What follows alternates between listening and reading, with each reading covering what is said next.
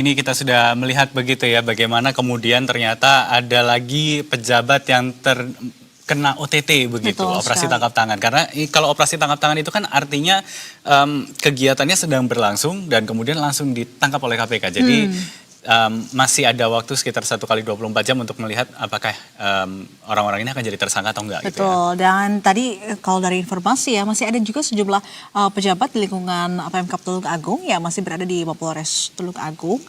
Dan nanti terus kita nantikan ya seperti apa kemudian hasil dari penyelidikan dan juga sebetulnya ini terkait dengan kasus apa. Begitu. Betul, karena ini yang masih kita coba untuk dalami, termasuk juga akan kita tanyakan kepada jurnalis Berita Satu, ada Juan Guardiola dan juga juru kamera Singgi Nugroho yang akan melaporkan langsung dari gedung KPK Jakarta. Selamat siang Juan, untuk pemeriksaan Bupati Tulungagung, apakah masih berlangsung sekarang atau seperti apa situasinya? Silakan.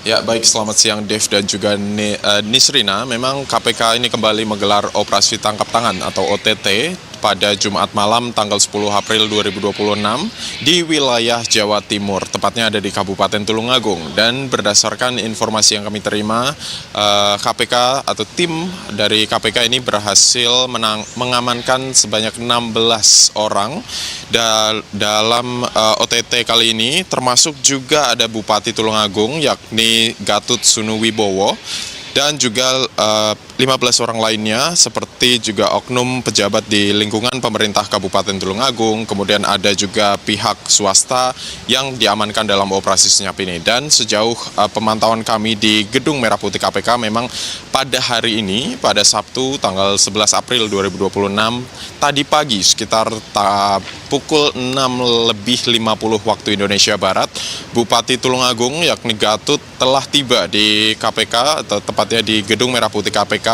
untuk dilakukan pemeriksaan awal secara intensif dalam pemeriksaan, maksud kami untuk proses hukum lebih lanjut. Kemudian nantinya sementara pihak lainnya ini yang diamankan dalam rangkaian penyelidikan sedang diperiksa di Polres Tulungagung dan rencananya juga akan diberangkatkan ke Jakarta untuk melakukan pemeriksaan lebih lanjut oleh tim penyidik KPK.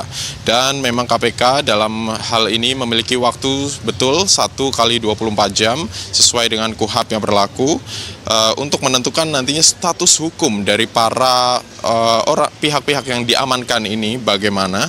Dan sejauh ini memang belum ada keterangan lebih lanjut, Dev, terkait dengan apakah operasi senyap ini, apa kasus perkara yang diangkat, kemudian juga barang buktinya hingga pihak siapa saja yang telah diamankan.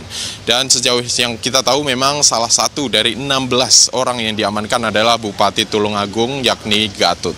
Dan nantinya perkembangan lebih lanjut terkait dengan kronologi dan siapa saja yang ditetapkan sebagai tersangka nantinya akan disampaikan secara resmi di konferensi pers oleh pihak KPK. Dan kami akan tentunya menantikan bagaimana update terkait dengan kasus ini. Dan sementara itu kasus ini atau operasi tangkap tangan di wilayah Jawa Timur ini menambah daftar kepala daerah yang terjerat OTT oleh KPK, tepatnya ada di wilayah Jawa Timur. Karena sebelumnya kita tahu bahwa KPK sudah menangkap Bupati Ponorogo, kemudian ada juga Wali Kota Madiun. Oleh karena itu memang KPK terus dalam hal ini berkomitmen untuk memberantas korupsi.